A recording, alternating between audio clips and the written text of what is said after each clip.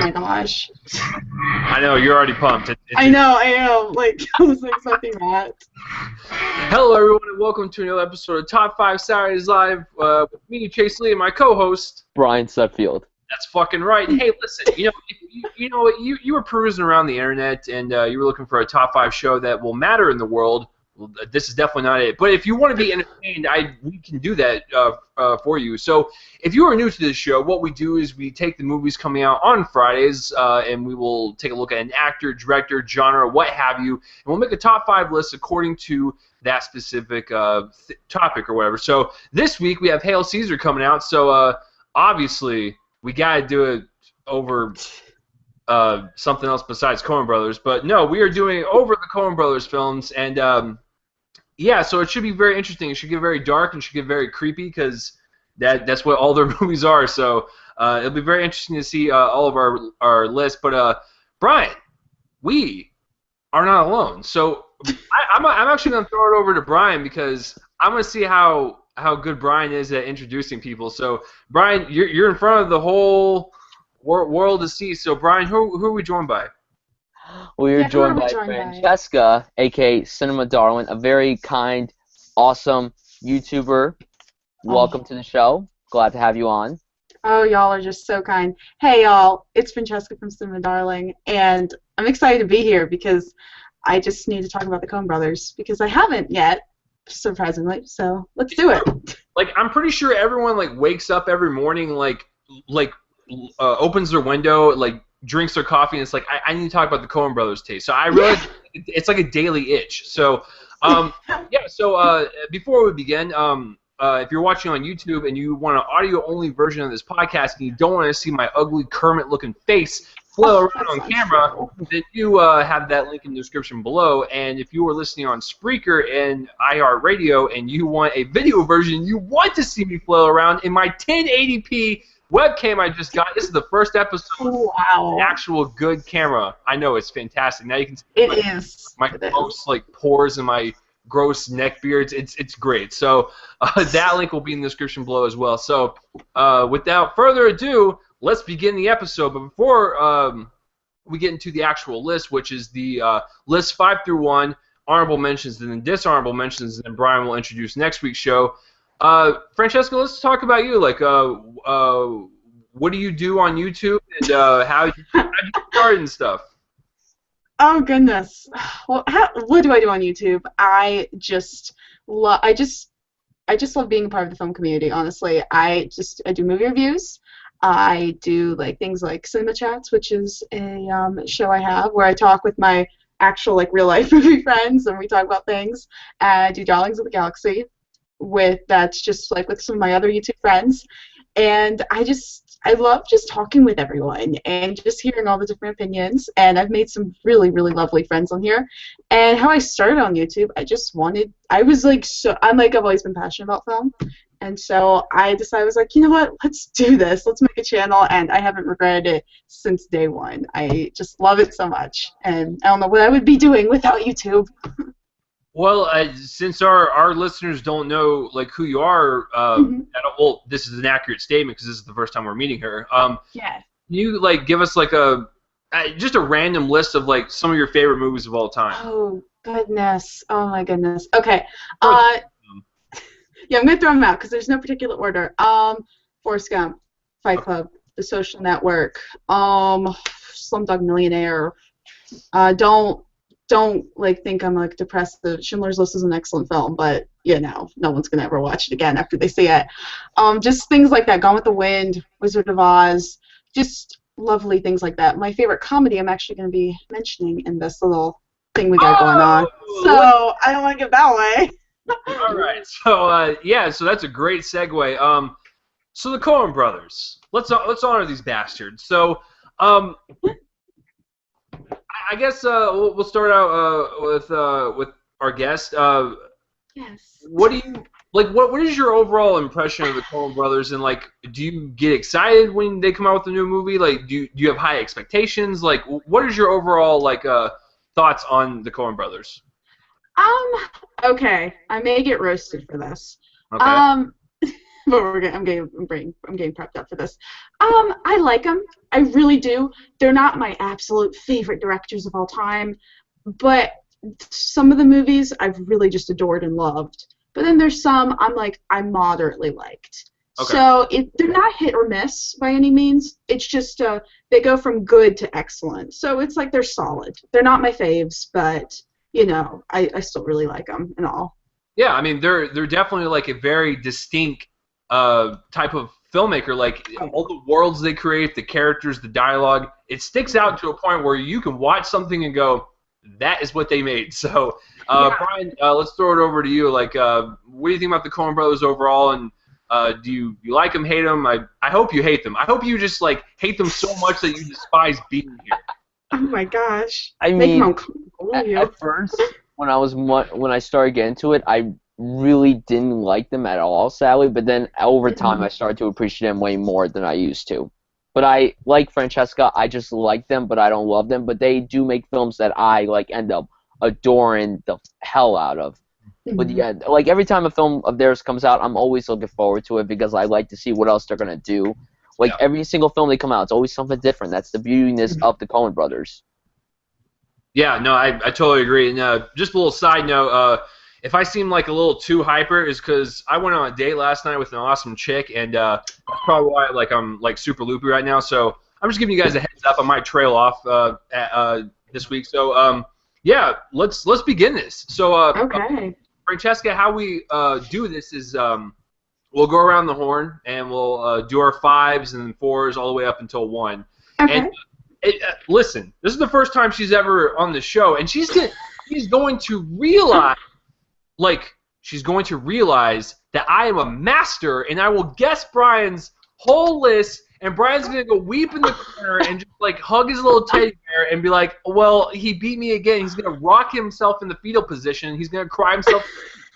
That's what's gonna happen. So, yeah. Oh my goodness, a little scared now. This is what happens every week. It happens every week. Brian's just worried. He's worried I'm gonna knock it out of the park with 5 out of 5. It's gonna be great. So, Frecesca, let's start with you. You are a guest. So, now think about it.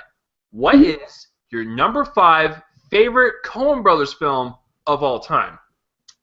Well, this is going to be interesting. I've only seen 5 Coen Brothers films. There you go. But you know what? It's perfect. My number 5 is actually a lot of people's number 1s. And it's a little unpopular, but my number 5 is Fargo. Wow, it's that low, huh? It's my least favorite Coen Brothers film.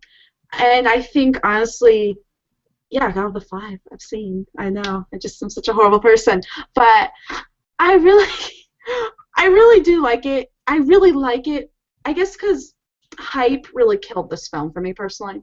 A lot of people were like, this is the greatest movie of all time, and I'm like, oh my gosh. So I go in, it's very quirky. It's that Coen Brothers quirk, but on crack. So it's just, I guess I wasn't getting into it as much. I really was interested. I love the cinematography to this film. I thought this is one of the best performances Frances McDormand has ever given, ever. I really did like it. It just wasn't the greatest thing I'd ever seen, and it's just, I wouldn't watch it again, honestly. It's just not one of my favorites at all. But I do, respect and appreciate it. It's not a bad film, just not my favorite. So that's my number 5.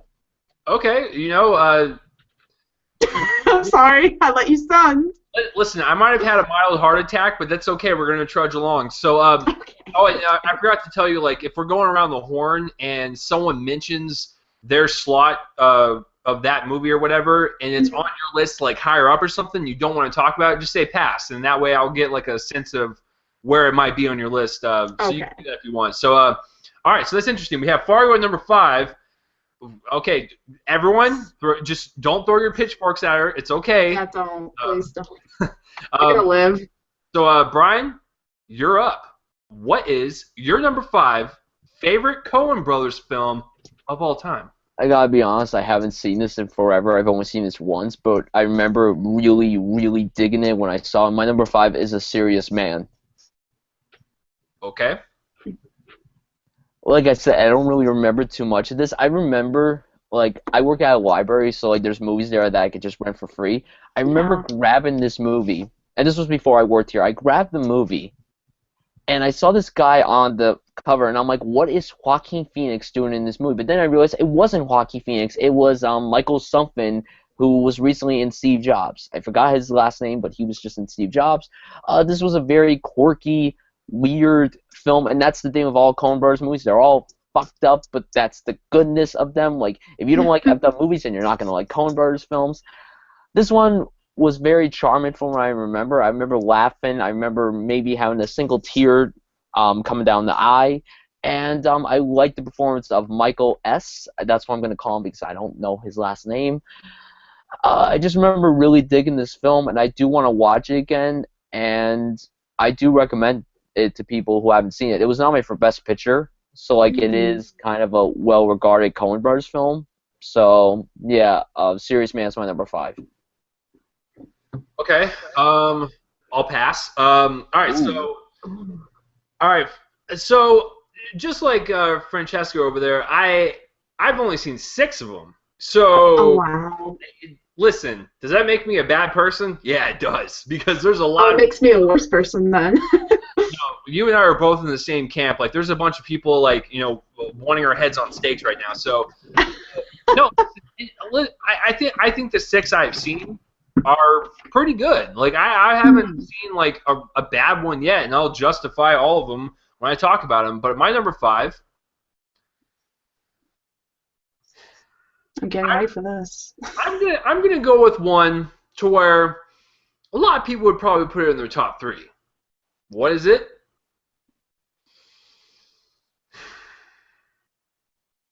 I'm gonna go with No Country for Old Men. And a lot of people are gonna give me stares. They're gonna be blanks. They're gonna give me death stares, and they're gonna go hunt me down and kill me at the bottom of a river like in Goodfellas. So listen, I remember when I saw it once.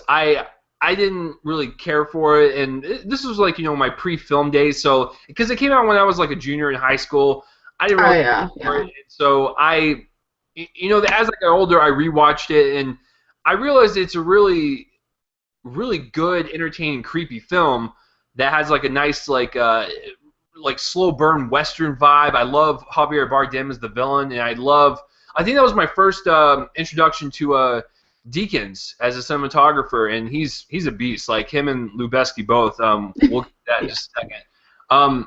No, it's a really good western, really good creepy slow burn thriller, and it's a great adaptation from Cormac McCarthy, but it's actually not my favorite. A little side note, my favorite one is actually The Road with Viggo Mortensen, and my least favorite one that Cormac McCarthy has ever fucking done is The Counselor. That needs to go die and buried in the desert somewhere, because that movie's atrocious. But anyways, No Country for Old Men.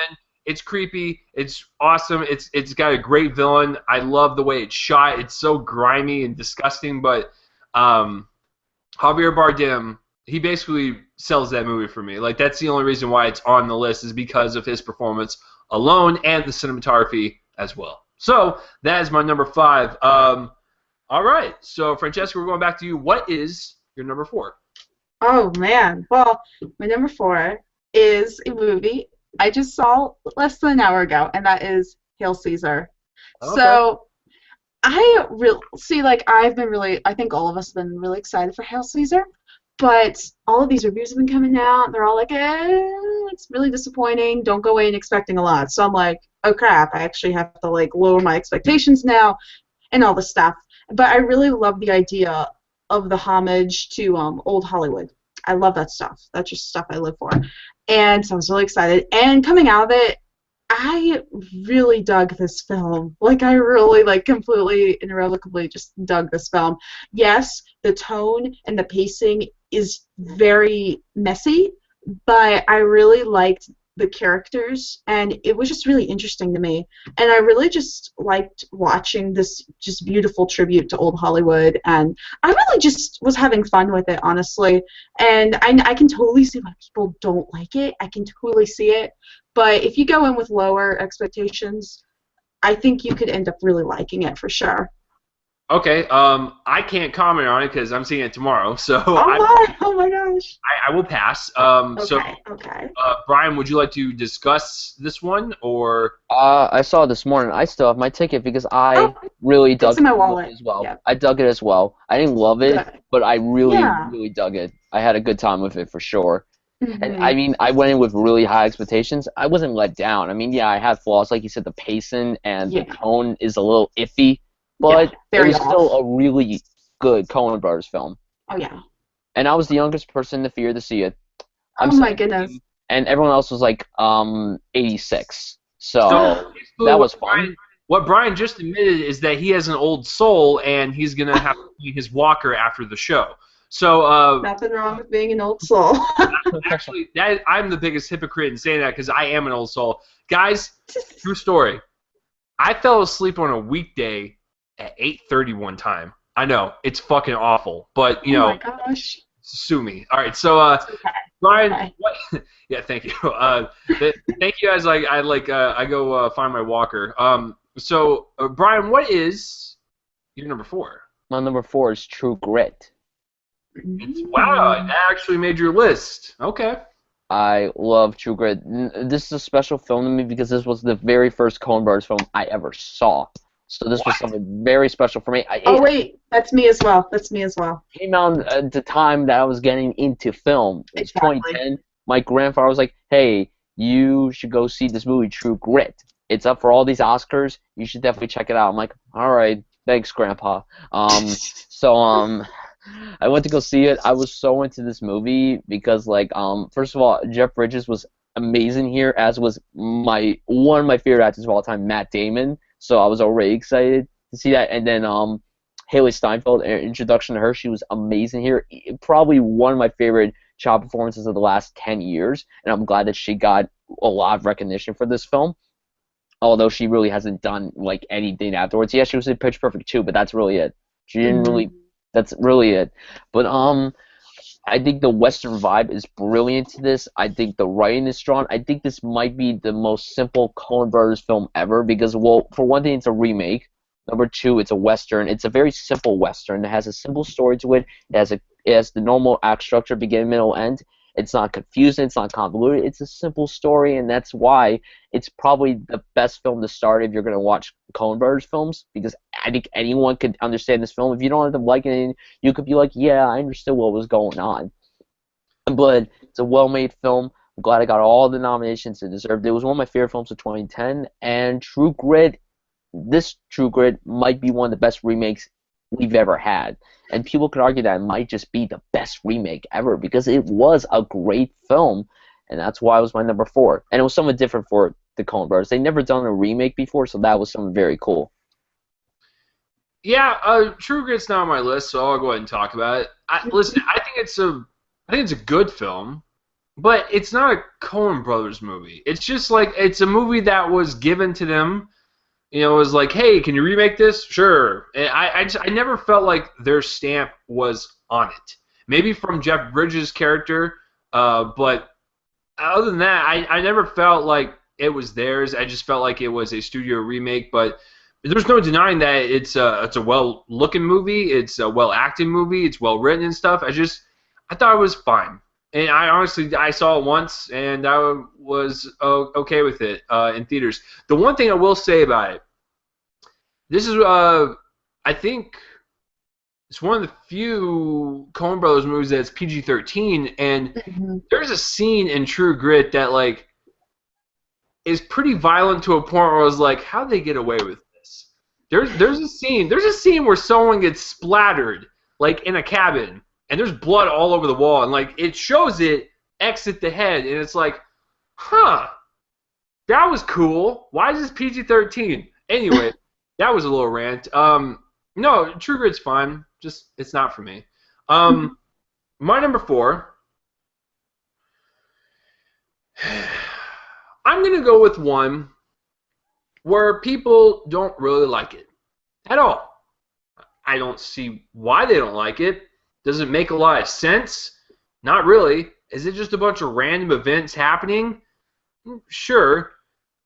But it's entertaining as hell, and I can't deny the fact that I kind of like Burn After Reading quite a bit. I I remember when I saw it the first time, I didn't really understand the ending with J.K. Simmons, and when I rewatched it again this past week, uh, it's funny because when you listen to the dialogue, this is honestly like what they say. It pretty much sums up the movie. You know, J.K. Simmons is like, "Well, we need to prevent this so it doesn't happen again next time." And the guy he's talking to is like, "Prevent what?" And he's like, "I don't fucking know. Just don't do it again." It's like that's what the whole movie is. It's just a series of events. You know, some of the characters are very unlikable. So it's like, why are we even behind these people? The reason why it works for me is because of what J.K. Simmons says. It's absurd. It is like absurd to the most degree, but you're so fascinated as to what's going on and how it's unfolding to where I overlook the fact that it's just a bunch of random events leading to essentially nothing. That's what it is. It just leads to nothing. But it's so entertaining, and it's the only time you'll ever see John Malkovich wielding an axe towards someone's face and look pretty cool. And there's a really cool death. I'm not going to say who it is or how it happens, but it's a pretty funny death. And that's the thing about the Coen Brothers is they have mastered the art of dark comedy. Because when this violent scene happens in Burn After Reading, you don't know whether to laugh or feel sorry or like feel scared. You don't know. You are conflicted with emotions. But Burn After Reading is a pretty entertaining dark comedy that doesn't lead anywhere. And the end is actually pretty funny. Just to hear them talk about it and go, what are we going to prevent? I don't fucking know. Like it's great. So it's an entertaining one. Definitely not my favorite. That's why I put it at number 4. So Burn After Reading. Would you guys like to discuss or move on? I haven't seen it, so no comment. It's okay. Oh, cool, Brian. Go fuck yourself. All right, so Savage. uh, Keep going. all right, so we're getting down into our top 3s now, and you know, Brian, he just thinks that he can rule the kingdom and assume that I'm not going to guess it for some weird reason. All right, so I have a feeling that Brian's got to have at least The Big Lebowski and Fargo on there somewhere. I just don't know where. So I'm just going to leave it at that, and I'll try to whittle it down there. All right, so Frecesca, you're up. What is your number 3? Number 3 for me is one that we just talked about for a lot. It is True Grit. Like what all y'all said, it's solid. It's just really well done. I haven't seen the original, sadly, but I would assume for a remake this is really good because I really loved this film. Like, I thought Haley Steinfeld, I can't say her last name, she was fantastic in this film. One of the best child performances I may have ever seen. I just thought like Jeff Bridges did a really great job. Everything worked in this film for me. And I just really adored it. And so yeah, that's why it's my number 3. Okay. Yeah, I mean, I can't knock anyone for not liking True Grit. Like I said, I think it's a well-fine Western. It's just I don't remember much from it. I just remember at the time when I watched it, I was like, man, that was pretty good. All right, moving on. I haven't seen it in like 4 years, so I get you. Exactly. It came out in 2010. That was the last time I saw it, so that was 6 years Yeah. ago. Like so long ago. Yeah, so there's no reason to bring it up again. Brian, what is your number 3? My number 3? Oh. Before you, come on, Brian, come on. Let's get real here. You know what I do. All right, so I got to get inside Brian's head for a little bit. You know, I don't know what Brian's tastes are in Coen Brothers movies. Does he like the more extreme ones or like the more subtle ones?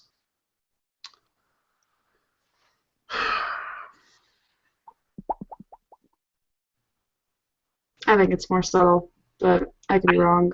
I don't know. Well, actually, Brian, tell me this. How many have you actually seen? 8. Okay. Oh man, the Hateful Eight. Oh.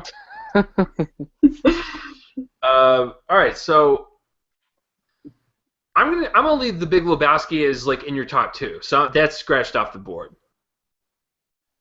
Okay. I'm gonna say Fargo is your number 3. My number 3 is Inside Llewyn Davis. Well, fuck me. All right, so that's definitely wrong. Can't so compete with Oscar Isaac. I get that.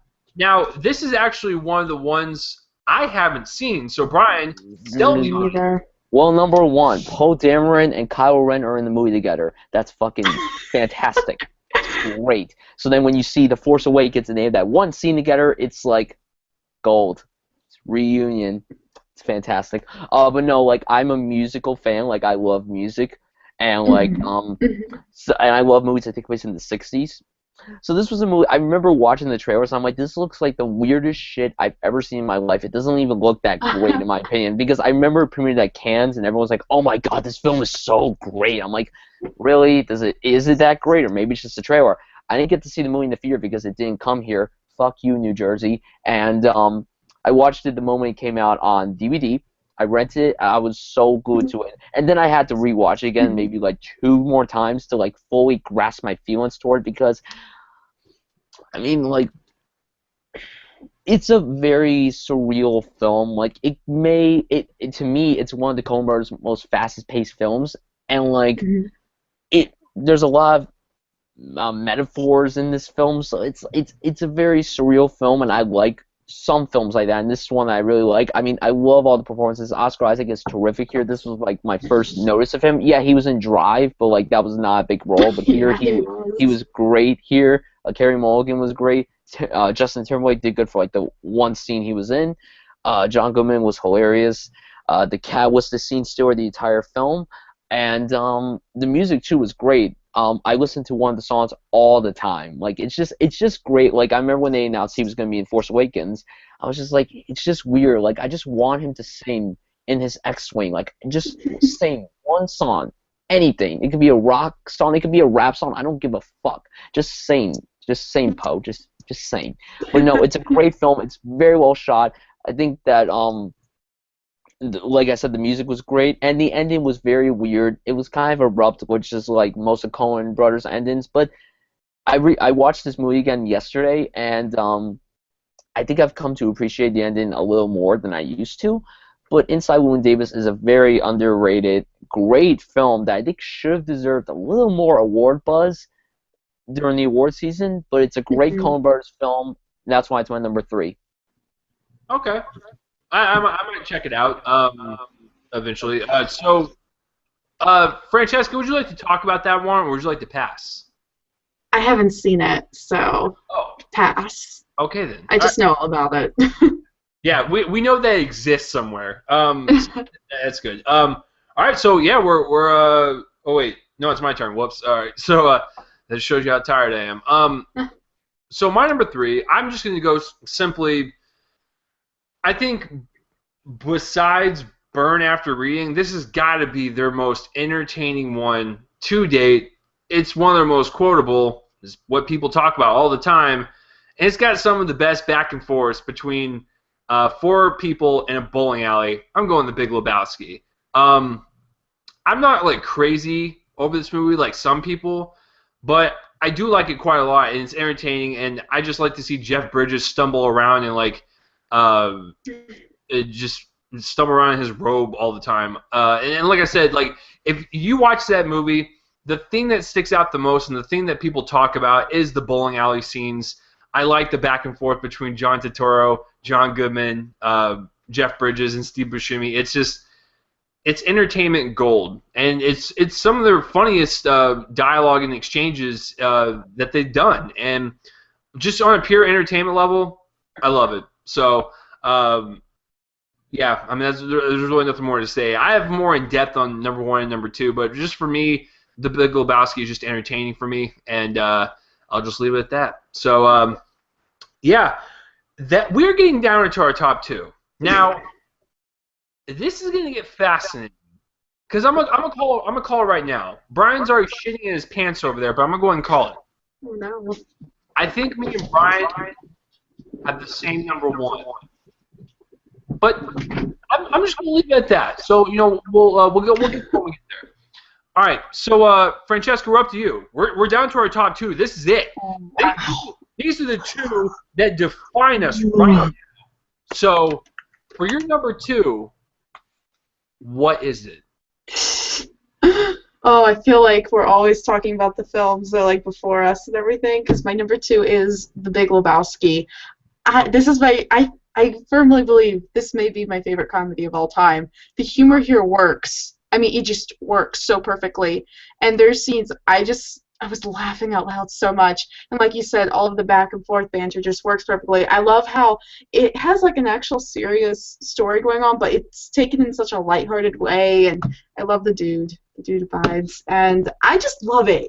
I love the whole idea that they have this bowling alley and just like everything just works together in this film. And I just love it so much. So yes, that's my second one. It's hilarious as well. Just absolutely hilarious. Okay, I respect that. Oh, So thank you. here's what's gonna happen, Francesca. Okay. You're about Yes. you're about to witness some fucking magic right here. So Oh no. I'm gonna ask Brian right now. Brian, would you like to talk about the Big Lebowski or pass? I cannot say whether or not it's on my list. I'm no, nope. I'm not saying it. I'm not. Fucking No, answer I that can't. question. Oh, Why? fine, pass. Okay, so thank you for playing. I think that you two have the same number two. My number two is Fargo. Oh, ooh. Oh, I got That it. little hat. Represent. I'm gonna go cry now. All right, so Yeah, you better cry. Brian, why would you put Fargo at number two? Explain to me why. What was your reasoning? Well, it's because Fargo. Let's be real. Okay, my number one is more special than Fargo. But what made Fargo so great? Well, first of all, I think it's one of the Coen Brothers' shortest films. It runs in at 90 minutes long, and like I understand where Frecesca's coming from where she said the hype might have ruined it for her. The hype didn't necessarily ruin it for me. It ruined it for another film that will be brought up in a little bit. But I love like a lot of stuff about this film. Like I just love the cinematography, like you said. The performances are great. Frances McDormand in her Oscar-winning performance, okay. I always try to imitate the accents. And by the way, this is a little. I'm not going to spoil anything from Hail Caesar, but what Frances McDormand does in Hail Caesar, I was crying in the theater because of her reaction to what occurred, and Francesca knows what I'm talking about. In the projection room, it's great. Yes. Um, Yes. and William H. Macy was great here too. I'm sorry. I just hit me what happened, and I'm just like, good thing I'm not wearing a scarf. I'm sorry. Oh my god. And when William H. Macy was great here too, and Steve Buscemi was fucking insane in this movie, as well as his henchman. It's a great film, and this is ahead from the season 1 Blu-ray box set. Season 1 of Fargo is like the shit. I have not finished season 2 from what I've seen. I dig it so far, but if you like, for those who love the movie Fargo, you gotta watch the show because the show is incredible. It's so good. It's really good. But yeah, Fargo, great film. I'm glad it won the screenplay Oscar, and I'm really glad that Frances McDormand won the Oscar for this film, and Fargo is my number 2. Okay. I will pass. All right, so my number 2, I'm going to go with the one that no one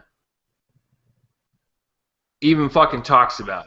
Like, Oh, jeez. listen, people talk about it, but they don't really praise it as like a good one or like one of the best ones, according to Brian. And so, you know, I have to vouch for it because I've seen it 3 times now. It's pretty brilliant in its subtlety. So I got to go with A Serious Man. Now, when you look at the movie, it's a very simple story. A physics teacher is married, he's got kids, and his whole life is crumbling. He's about to lose tenure. His wife runs out on him and stuff. So his life is crumbling, and he doesn't know why. Because this is a teacher. This is a human being who is conditioned to figure out everything with an equation or a problem. And when stuff like this happens in his life, he freaks out. He doesn't know what to do. So I find that kind of frightening because in the movie it's portrayed with society and how people operate in communities and stuff, and what we're told to believe and what we're told to act and how we're told to feel and stuff. we don't know how to feel for ourselves when something unravels and is not a part of the human plan. And it also has a nice underlying kind of religious message to it and stuff. And listen, I'm not a religious guy. What I can tell you is that this film is pretty much what I've been kind of championing this whole time about religion and stuff, and how you don't need religion to be a good person. Now, just hear me out. In the movie, the main character's son talks to a rabbi, and the rabbi essentially just says, just be a good person.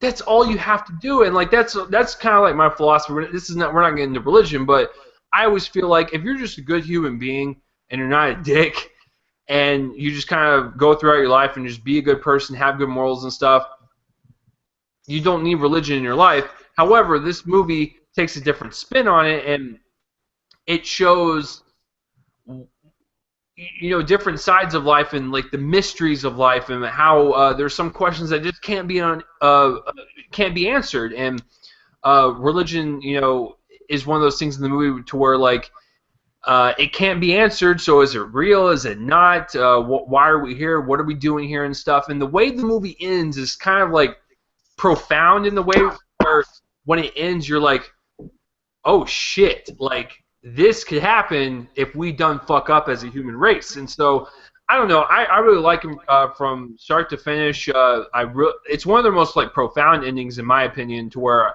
it kind of makes you think about life. It does. And like I said, I just love the simplicity of it, but also at the same time it's very layered for the main character because he doesn't know what's going on. He's trying to figure everything out, and just some questions and some things just can't be answered. So I am going to vouch for A Serious Man and say it's one of their better ones, and that is why it is my number 2. So we are getting down to our number 1s. Now, this is fascinating because we're all going to have different answers. Mm-hmm. I have an idea of what Brian's is. And Frecesca, I've never met you, but looking at your list,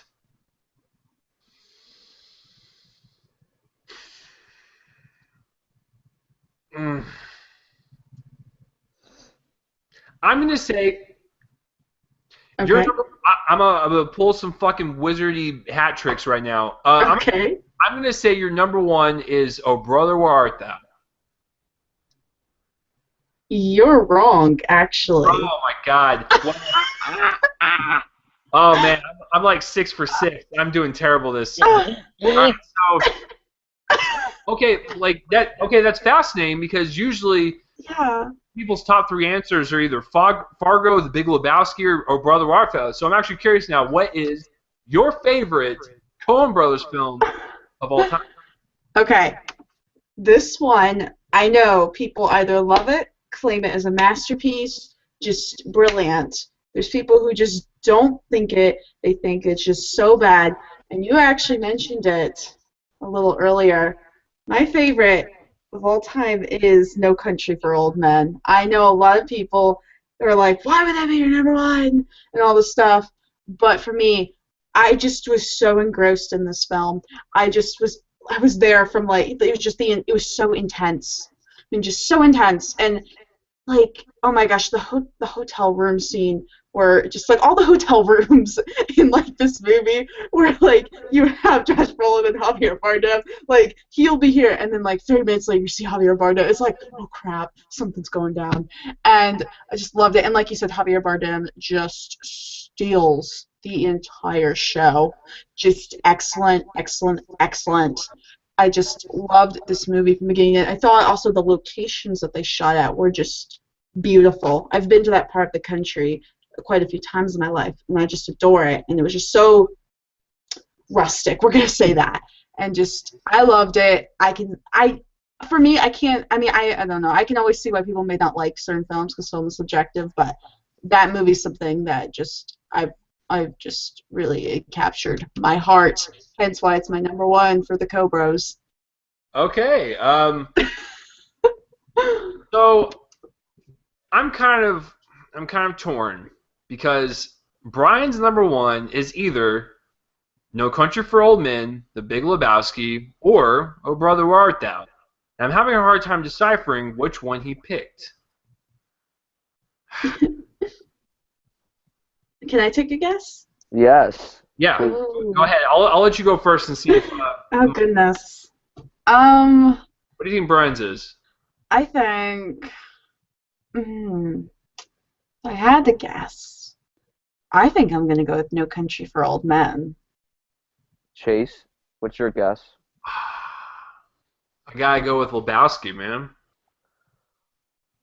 All right, let's play a game. Oh Okay, gosh. let's tease this. Okay, so Oh Brother Where Art Thou is not the number one. Okay. Okay, I regretfully have not seen the entire film, so I can't put it on my list. Hmm.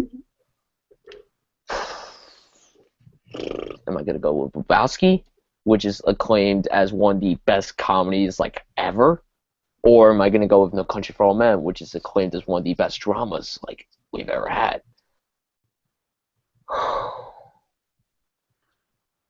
Number one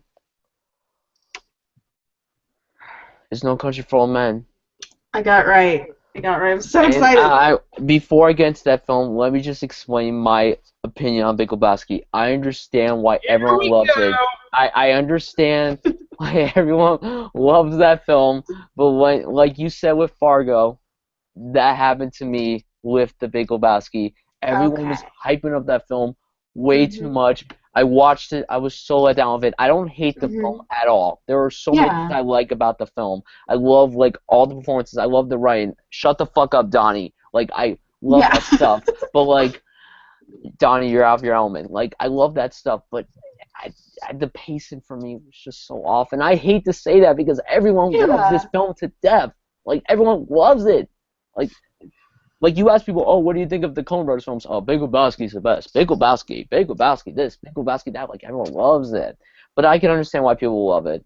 Maybe if I Hmm. give it one more shot, maybe I'll end up loving it like you guys do. But it's No Country for Old Men. Um, I just watched this film again yesterday.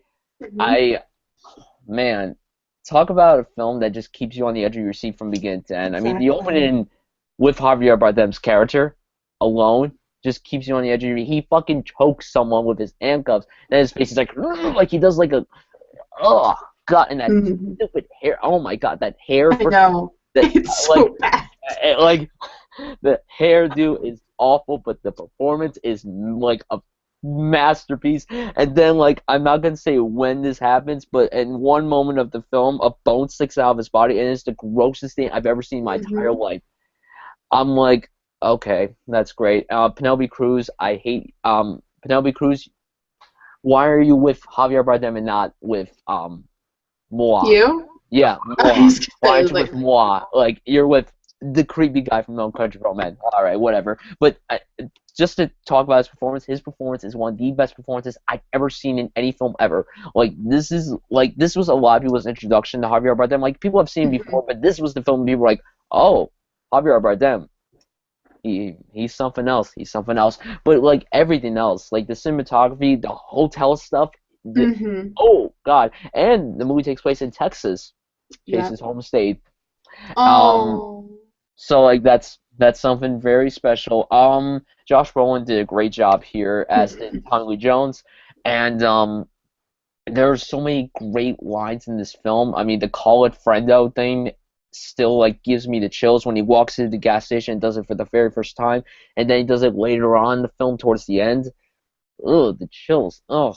Mhm. Um, and I texted this to Chase yesterday because I asked him, I'm like, why is it that in every fucking Coen Brothers film, there's an animal that gets killed, injured, Mhm. or abandoned?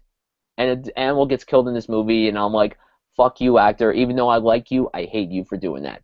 Um, but like the film, and Roger Deakins shot this thing, it's so good looking, and honestly, the film should have won cinematography. Like and I think it is the Coen Brothers' best film. It's not only my favorite film that they've made, it is the best film that they've ever done, period. Like, there's no Mhm. comedy in this film. Yeah, there's dark Yeah. comedy, but it's like a straight up drama. It won Best Picture, it won Director. Javier Bardem won the Oscar. Script won. It's a great film from beginning to end. And another shot that like just blew my mind was when in the beginning Josh Brolin's being chased by this truck. It's the nighttime. Like you see him, like it's like a silhouette of him, and then the truck's right behind him. You just see the high beams on the truck. It's like really well done. It's really great. No Country for Old Men is a truly masterpiece of film. I don't know why people would say it's overrated. I think it's a perfect film from beginning to end. I agree with you. I don't know why people would hate it. I guess maybe they wanted something different from the Coen Brothers, and this is something different from them. But I guess they wanted something that's like funny and stuff. Not every film that they've made is funny. Yeah. It's the truth. But No Country for Old Men, easily one of the best films of the last 10 years, contains one of the best performances of all time by any actor. Country for Old Men is great. It's perfect. Love it. I literally just agreed with everything you said. Huh. Interesting. Okay. I believe you kids are wrong. That is not their best one. Listen, when I think of like what is the best Coen Brothers movie, what is the one movie that like encapsulates like what they are and how original they can be? Now, hey, listen, they've done movies, for several decades now, and there's one movie in particular that sticks out to where when I first saw it, I was like, what the fuck am I watching? This is delicious. Who made this? I want to watch more. Now, I was a youngster when I saw it. I believe it came out when I was 6. So, Wow. if you guys know my age, then you know which one I'm talking about. But I remember when I watched it, I didn't understand it. I was just like, well, that was weird and kooky. Because, I was a little kid. I remember when I got older as a teenager, I rewatched it, and I was like, well, I still kind of get it. It's still got some value to it, but I still didn't get into it. I think it's when I appreciate film the most. And my sense of humor broadened to many dark comedies, to where I latched on to Fargo as one of my favorite dark comedies I've ever seen in my life. When you have a dead, bloody body in the snow, and you have a pregnant woman going up to it and talking in her funny accent, and her trying to solve this little triangle murder, whatever, is one of the most entertaining things you will ever watch in your life. And it's like the epitome of a dark comedy. Like, this thing is littered with graphic violence, and then we have it set. We have this like true like little crime story set in this like town where everyone talks funny, everyone knows each other, and like that's what's kind of fascinating about this movie. The Coen Brothers were like, you know what? Crime happens everywhere. It's not just in cities and alleyways. It happens in the most obscure places in Minnesota. Minnesota, don't you know? So that's what's great about it, is that it's an environment, it's an atmosphere, it's a tone that has interesting characters, and you want to follow these people. You want to know what happens, and these characters they're not particularly funny. It's just the situations that they're in are funny because of where they're at and what the characters are. And I believe with the dark comedy mixed in with the violence, especially, and the environment and the characters, Fargo is pretty much what they are, is what the Coen Brothers are, which is original material. Like, this is what they do. They create original material. It's stuff that we don't really see ever, and they can surprise us. They can have a few misses, a few hits, but for me, Fargo is it's the holy grail of Coen Brothers films. When I think of a Coen Brothers movie, I think of Fargo and how original that movie is. And the movie, like, when it ends, when I rewatched it, like, it still gets to me. Like, Frances McDormand is just this pregnant officer who she gets her way in the end, and she arrests the bad people, or what. I don't want to ruin it. I try not to ruin anything. So the bad people. She arrests the bad people, and she's talking to him, and she's like, there's more to life than just money. And it's like, this is a woman who's about to give birth, and she just, I don't know, she just went on this whole journey to like crack down on these people, and like the main goal for her was just like, I just want to go home and live my life, have a kid, and just, I don't know, it was very humbling. It's like, you're right, Frances McDormand. There's more to life than just money. That hits me right here. It's good stuff. So, yeah, Fargo is it. It is, and I've seen it more times than anything else on this list besides The Serious Man. I just love it that much.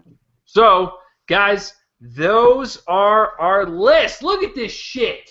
Oh my gosh. Look at that. It's fancy. It looks good. You've been writing this whole time? That's so nice. Oh yeah, I do this for every show, and so. As you can tell, me and Frecesca hate each other because our number 1 and number 5 flopped. Let's see. Brian put A Serious Man number 5, so he's officially on my blacklist now. Okay. However, he did persuade me to see Inside Llewyn Davis, so I'll give him 1 point for that. Yeah, and then you guys need, or Frecesca, let's see. Out of the ones that you haven't seen, watch A Serious Man. I think you're okay. Watch that one. So I can't really do honorable mentions because I've only seen 6 of them. I guess True Grit, and Frecesca can't do it. So Brian, you gotta take this whole fucking section away. Yeah, you gotta take one for the team right here. Big Lebowski and just one more. Forgot what it was. Oh, Raising Arizona. Those are the honorable mentions. Oh, okay. With that, well, there's I've only seen like parts of one. it. There's only one like that I didn't care for. It's not terrible. It's Intolerable Cruelty with George Clooney and Catherine Zeta-Jones.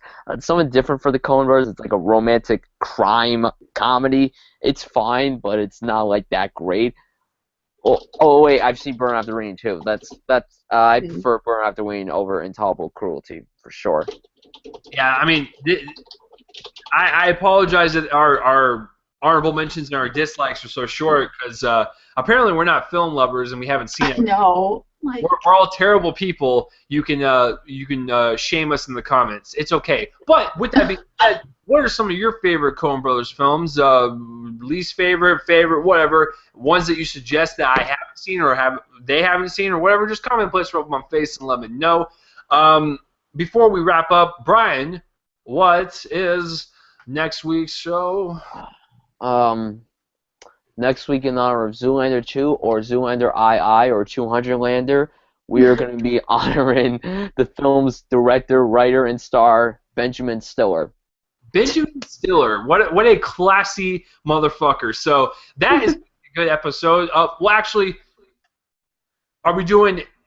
can we mix in acting and directing, or is it just... Well, as long as he's in the film that he directed, which he's in pretty much every single one, but if it's a cameo, it doesn't count. Okay, done deal. So, yeah, so next week is top 5 Benjamin Stiller films, and since Frecesca won't be with us next week, real quick, do you like Ben Stiller? Do you like him, or do you have any favorites of his, directing, acting-wise? Oh goodness. Of course I like Ben Stiller. Who doesn't like Ben Stiller? I haven't seen all his films, but let's just say There's Something About Mary. Okay. I love that one a lot. Yeah, that is a classic. I remember watching that. That came out when I was in the 4th grade. I remember watching when I was in the 5th grade. For some weird reason, I would have been scarred if I watched that as a 10-year-old though. Well, I mean, like to this day, yeah, it's toilet humor. But when I was 10 years old, or if I'm 26 now, I still laugh when Stiller gets his sack caught in the zipper, and all these people are just like, "What's going on in there?" And the fucking what are the firemen? They're just like, well, "What's going on in there?" Like, "Oh God, what is that?" And he's just like, "Get out of here!" Yeah, what? It's good stuff. That fucking scene. We got a bleeder. All right, so yeah, next week should be pretty fun, and it's gonna be fascinating to see me and Brian's list because, in my honest opinion, I guess to give a little hint, I like his directed films more than most of his just solely active films. So we'll see how this plays out. Oh yeah, there is one person who doesn't like Ben Stiller. Amanda doesn't care for Ben Stiller. Okay, is Amanda here to defend herself right now? You know what? You know what? We can talk about Amanda behind her back. Oh, She doesn't like Ben Stiller. But we're doing it publicly, so it doesn't matter. let's stay classy, then. We love you, Amanda. Yeah, so yeah, next week should be really fun. I'm excited. So, Frecesca, where can people find you online? Online, in real life, I'm just the Cinema Darling all around. Yes, go to youtube.com/Cinema Darling. I just do everything and anything film related. I just love film as all y'all do. And just come on over, and definitely if you watch this, just type in the comments and be like, hey, I saw you there, and I'll be like, oh my gosh. So yes, Cinema Darling, and thank y'all so much for having me on. This was really dope. But no problem. Yeah, and her link will be in the description below, so go check. Bless. Yeah, so yeah, thank you for coming on. And You're welcome. Yeah. Brian likes to rope in the guests because listen, there's a lot of you guys that don't like me out there. So if I ask you to be on, you're gonna be like, fuck no. But if Brian does it and tricks you and you come on and you're like, oh fuck, it's Chase again. We're already recording. If you leave, it makes you look bad. So it's kind of like a blackmail situation. Brian, where can the people find you online? Twitter at BrianSuds98 and on YouTube at Brian Sudfield. All right, so if you guys want to follow me on Twitter for terribleness is at RealChaseLee, or if you want to subscribe to this YouTube channel, or why not subscribe away? And hey, listen, since we're doing this, we have two versions of the show now. If you're listening on Spreaker or iHeartRadio and you want a video version of the podcast, link in the description below. And if you're watching on YouTube and you want an audio-only version because you cannot stand to look at my fucking face anymore, then link will be in the description below. So that will do it for this week's episode of Top 5 Saturdays Live. I'm Chase Lee. I'm Brian Sudfield. I'm Frecesca. Fucking right. Follow her. I don't know if I was allowed to be in. All right, Stay so classy.